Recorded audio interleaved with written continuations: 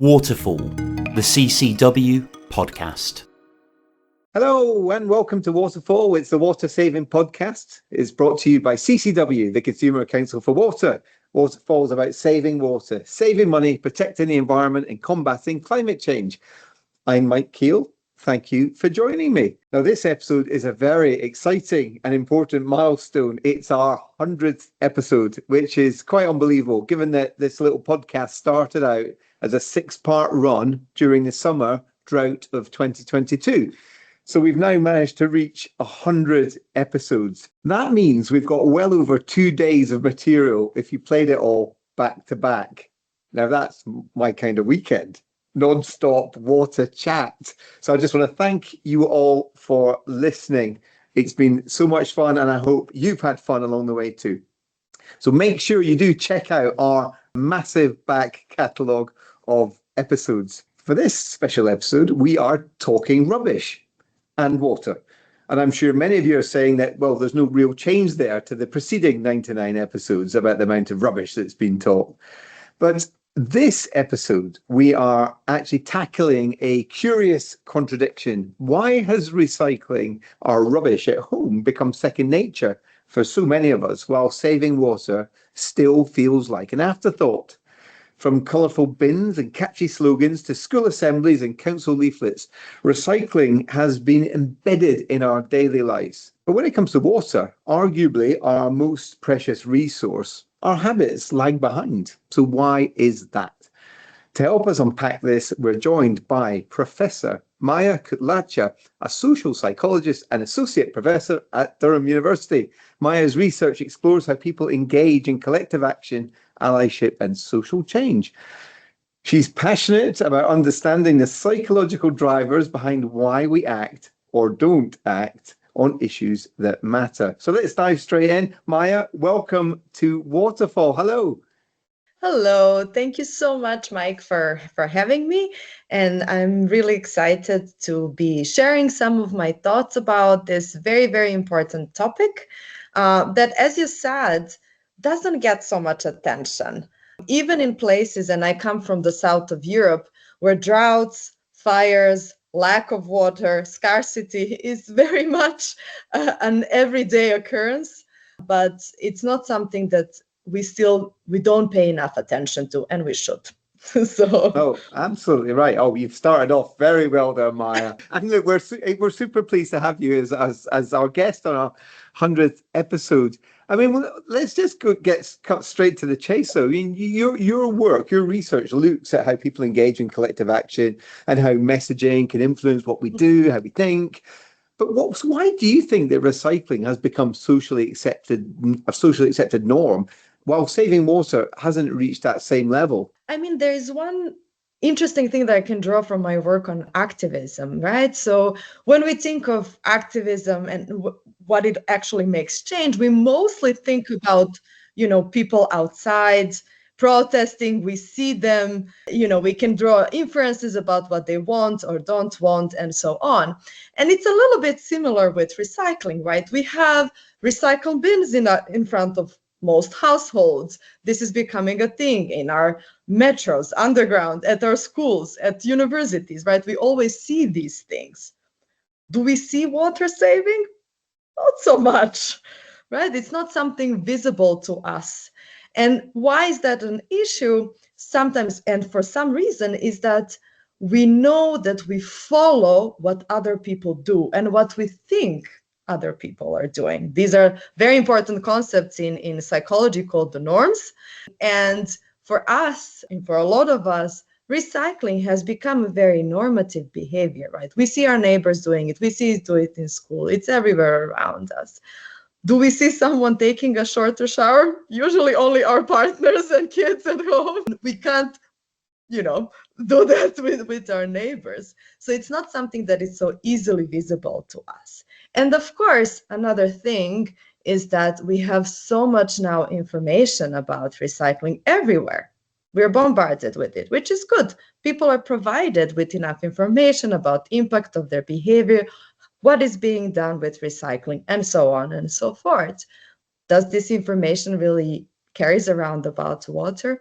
unfortunately still lacking a little bit. So, and we have so many facilities, right, in our towns that there's a lot of structural investment into recycling from our municipalities, our governments, and so on. Again, this is an issue where it comes, why is that not a structurally tackled issue when it comes to water conservation? Oh, you've dangled so many carrots in that first response that I don't quite know where I want to go next. I was interested in actually something you said right at the very beginning there about activism and protesting, because you can see some very emotional pictures of rubbish, floating on beaches or in harbors, or animals, turtles with plastic around their necks and choking them.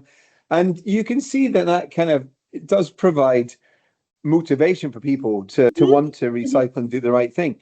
Yet with water, it's not the same, but we're in the midst of a climate crisis of which water is right at the very heart of it. There does seem to be some disconnection in how we're getting that message across. What you described, Mike, is very important, right? These messages and these pictures are not showing the devastation. They're also eliciting anger. And anger is a very powerful emotion, we know, in activism that drives, right? We feel the injustice. We feel something is not right. It's not about only thinking and perceiving something is not right. We need to feel this emotional component that actually predicts our behavior, whether we're going to step out to the street.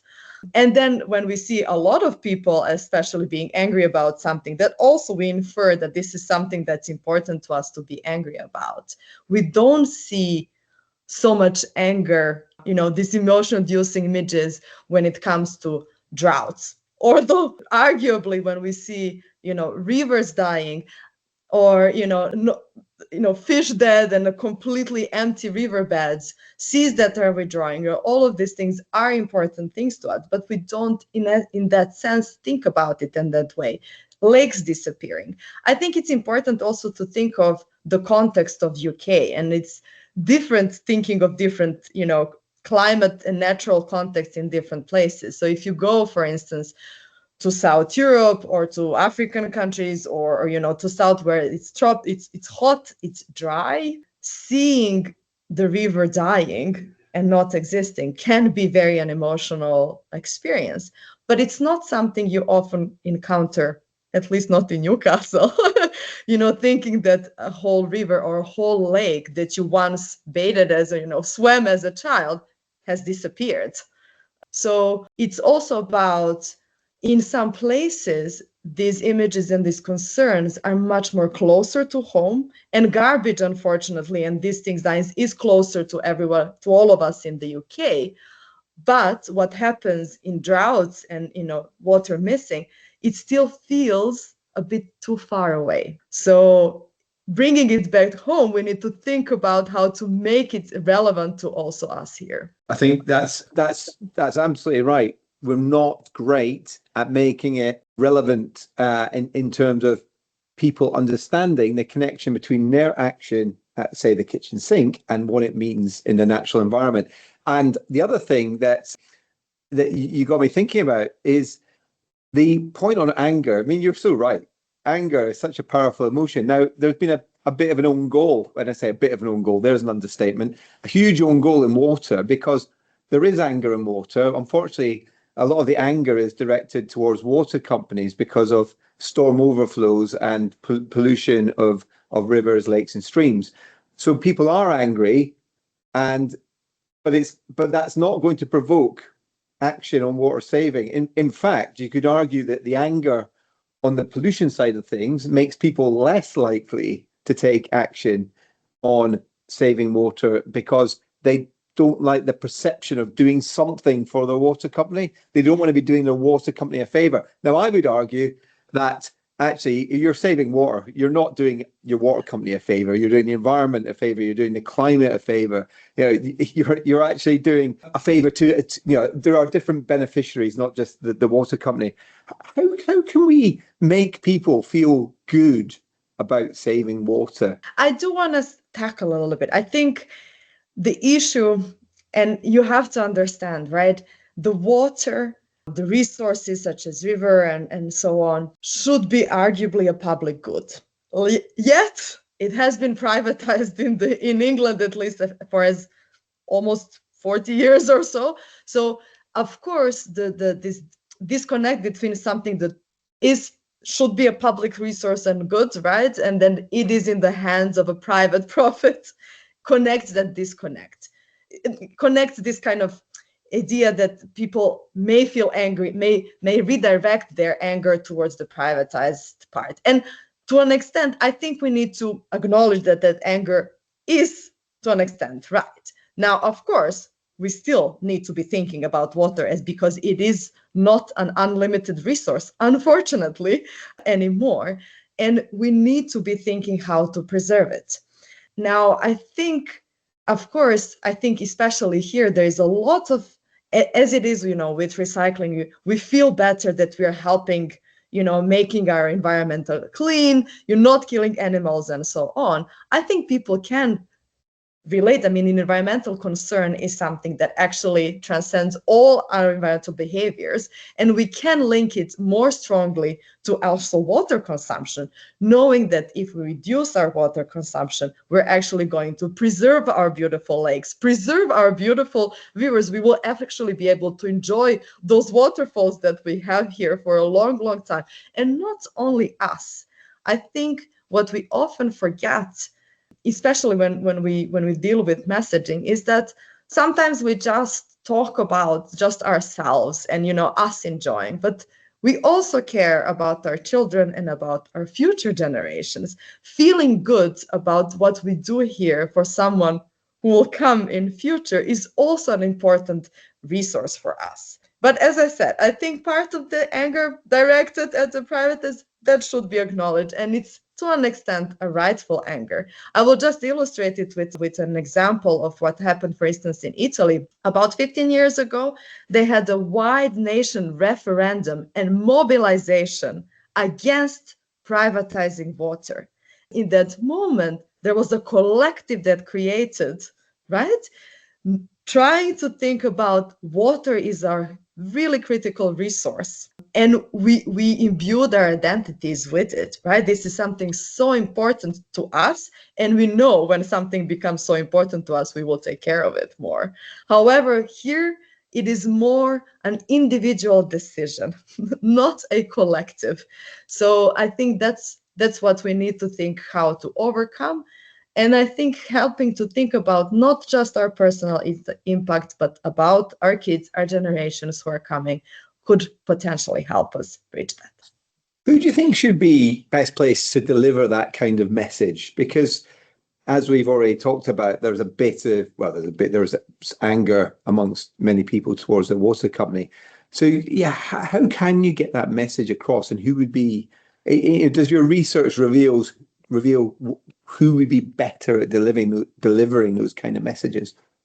I think it comes, sources of communication are definitely relevant. And I think in this instance, someone who represents an authority who actually engages in environmental behavior or is caring for the greater good is the best message or source. Because if it is an the owner of a water company who profits from it, telling us that we should be better, perhaps people would sense some hypocrisy there. So may not be the best source to do it.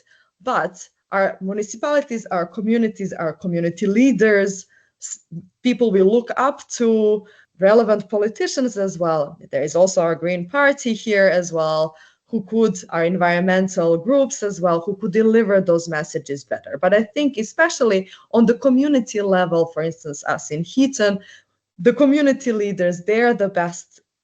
If they're also leading by example, they're the best to deliver those messages of care and those messages of concern. I do want to say that when we think about the rightful messages and the messaging, we need to be thinking not only about the source, but also our audience, and being very careful there that people come from different backgrounds, socioeconomic backgrounds, they have different access to resources. They also, some may live rural and depend and use water for different things than people in the cities.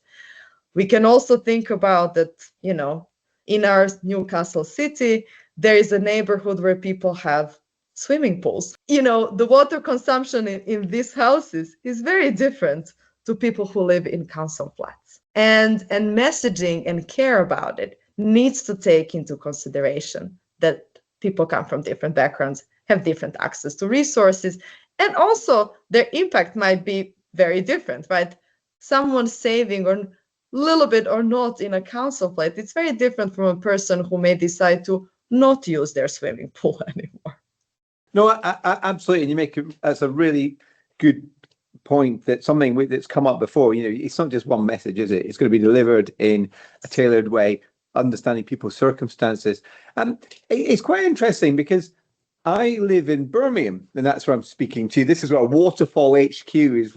Proud Brummie podcast, and we've got a bin strike on at the moment. So my last recycling was done before Christmas last year. So almost a full 12 months, right? Oh, wow. And it's quite interesting about social norming on this, because I feel bad putting my recycling in the main bin, because our main bins still get collected. So I feel bad about that. So I don't do that, right? And I feel like if my neighbors saw me, I would feel guilty, right? So I you have to book a slot at the recycling center. It's a bit like one of those game shows. You've got to have a really quick finger to get the right slot at the dump. And they go like gold dust. And so then I just take a carload of recycling and take it to the dump. And that reminds me of two things. One, how easy it is to recycle at home when you've got all your bins working. But two, this is your point, I've got access to a car. If you don't have access to a car, and bear in mind, I live in Birmingham, and lots of people who rely solely on public transport, then you have no option to then just throw your recycling in the main bin, just with the rest of the trash. So it's not great. So we always have to consider people's circumstances in that. But the fact that I feel guilty, right, about putting my recycling in the bin is kind of like that's a good thing, clearly, right? So, and that's social, that's peer pressure, right? How can we get that peer pressure for water? I mean, what you especially mentioned, it's something we call the injunctive norms, right? We think this is what other people are thinking, right? And they have a very powerful influence on us. We separate those injunctive norms from descriptive norms, actually seeing what people are doing, right? And inferring what is the norm here. I think because, as I said, seeing what other people are doing with water may be a little bit more difficult. We cannot just that easily pop into someone's house into their shower time. But these injunctive norms especially is something we need to utilize in this context, right? Thinking that other people believe that water consumption and saving water is something we ought to do, and that can influence our own behaviors. Now, that's something, again, messaging and our community leaders need to make it very clear to us, right? That this is, right, our leadership represents those injunctive norms for us. And if they make that clear, then you can think about that other people will also feel more obligation to do something like that. I mean, we can ask ourselves, are people in London, who are sitting in the Westminster and so on, are they saving water? If they would make saving water and conservation one of their core goals, something that they're proud about, they could actually model. I'll do a lot of things on allyship, right? And they could model such behavior for others. The question is, why are they not doing it? It is But you bring up a really interesting point, right? Because as you know, because we have given you the heads up, that we ask every guest on Waterfall what their own personal water consumption is. And it's probably around half of the guests don't know their personal water consumption. Now, most of the guests are, care passionately about some aspect of water. And I suppose I'm always quite surprised. And to be honest, I don't know whether you know your water use or not. So I don't have a water meter. But this is interesting, because this is really interesting, because it's quite hard for people then to role model if people don't know what they're using, what the implications of their day-to-day choices are. So I think we've got a real problem here. That it feels to me a bit like even people who are kind of in the water sector don't even seem to care enough to know what their own behaviours are doing, which, to be honest, I feel quite sad about that. I think as we know, for gas and electricity, a lot of the households now have the meters. You know what you're doing, how much you're spending. And I think having a water meter is an important information, as long as it doesn't become just an economic thing, right? Because then it is, again, to be able for a water meter to make sense, you need to provide some normative guidelines, right? What is an okay consumption? What is not an okay consumption? At least those guidelines are clear to people. The water meter won't matter much. Like they would not know if what they've spent, they could monitor that they spent one day more or less, but they wouldn't know what is the actual average, what is the okay spending and what is not an okay spending. And this is something we need to be thinking about and providing very clear messaging. But again, I do want to bring it back to the point of the leadership and people, especially with high resources, modeling much more of their behavior. Because for them, for instance, in Newcastle, we pay all the same price. The poor households pay the same price as the person with 2 swimming pools, a jacuzzi, and a winter garden, right? So is that okay? I'm not sure. And of course, the impact of such household is much, much, much greater. Having in those where you can easily see in the fancy rich neighborhoods that, a neighbor has decided not to use their swimming pool anymore. You can see that behavior, or not to use something. That could be a great impact for others in the neighborhood to reduce their behavior. So yes, definitely to knowing exactly what we do, but we need the norms, we need the guidelines. Without them, it's just a number, doesn't mean anything. Absolutely. And we've long said, just having a meter or a smart meter by itself won't reduce consumption. It's got to be water meter plus information, plus support, plus maybe some tools to help reduce your water. So you're actually quite right. Right, I want to talk to you about moral disagreements. Wow, we're getting a bit academic here. So moral disagreements are when people disagree about what's right or wrong based on values rather than facts and how they shape behavior.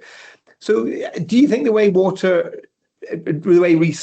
is talked about makes people care more about it than saving water? What's the moral angle here? I think so. Morality, on the one hand, is a very powerful mode, right? Feeling an obligation and a moral duty to do something is a good predictor of behavior.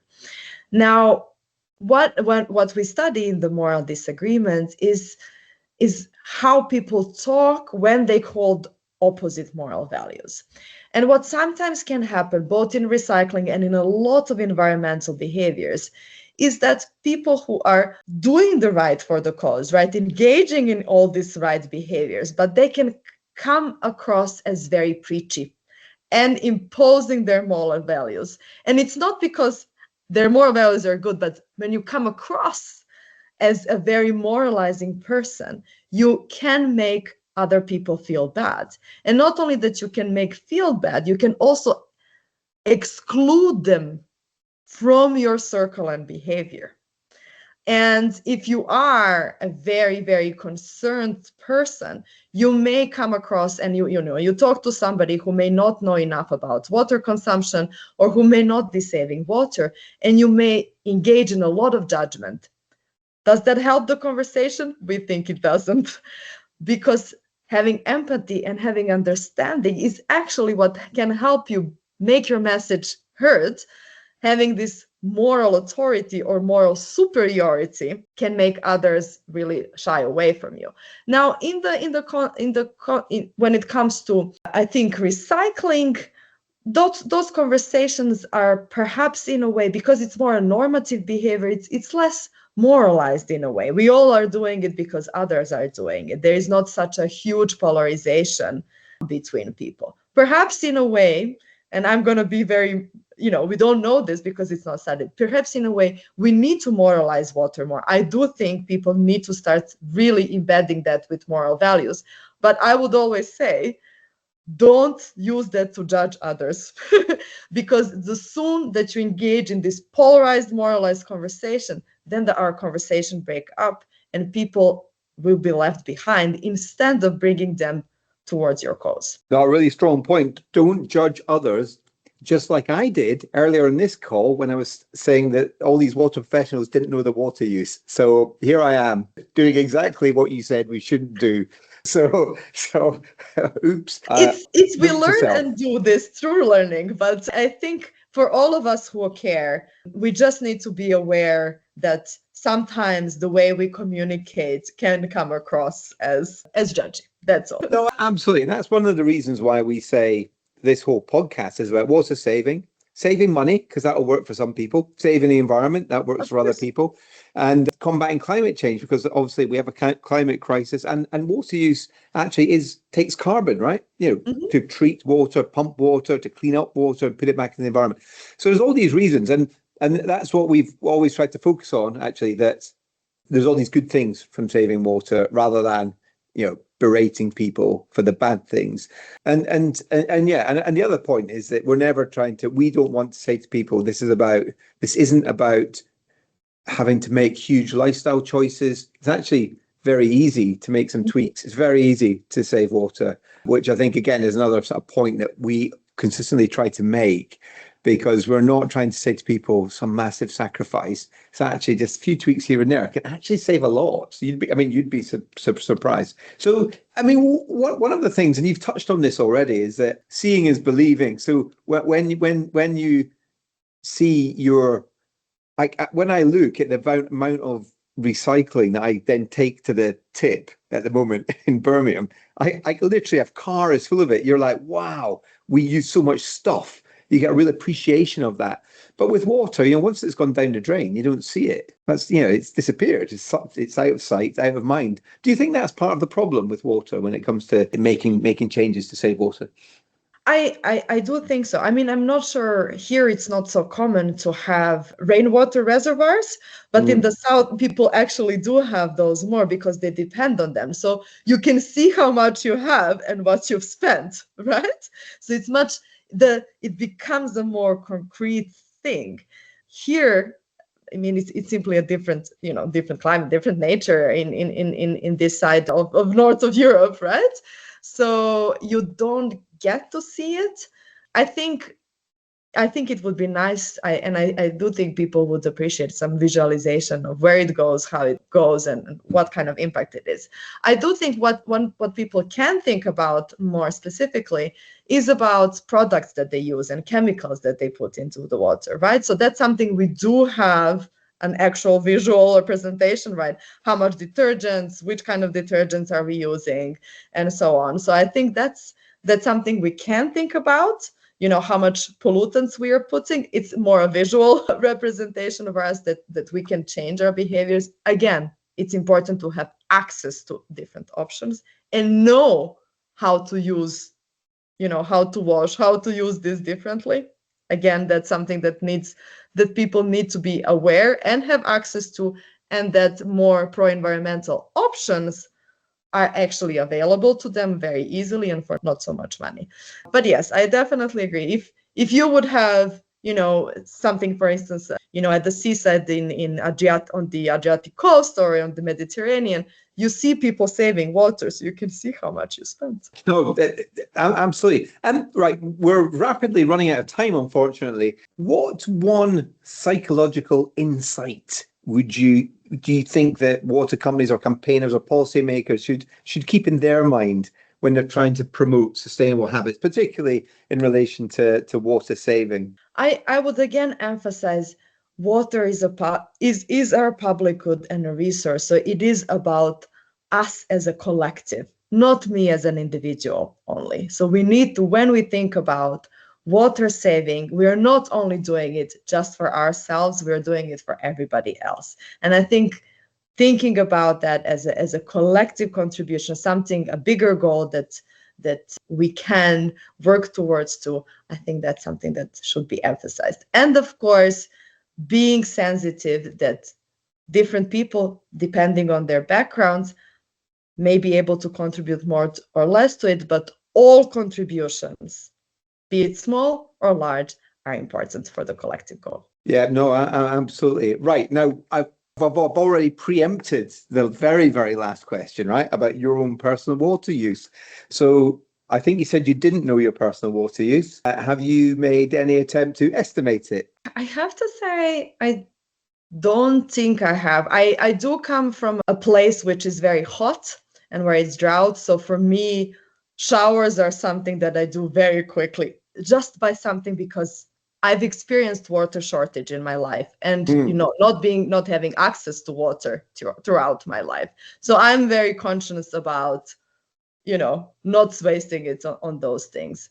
But, we are also here in my household very lucky to, have the for instance, a dishwasher which is eco-friendly and all this kind of thing. So we try to do it, but I can't estimate it. But we have access towards machines and appliances that are more water saving. But yes, that's all I can say from the perspective of the saving. But it is a habit, for instance, with showers and things that I just developed as a kid. As my parents would tell me, there is not enough water. You have to shower very quickly if you're washing. So, you might save on a meter. And on CCW's website, ccw.org.uk, we have a water meter calculator. It literally takes a few minutes to use. You can estimate how much your household uses, and it will tell you whether you'd save money or not. It's a really popular tool. I was looking at it this morning. There's been over 500,000 clicks on that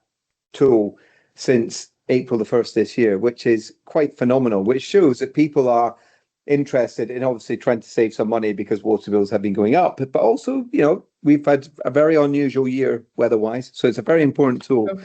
So yeah, please find that and use it.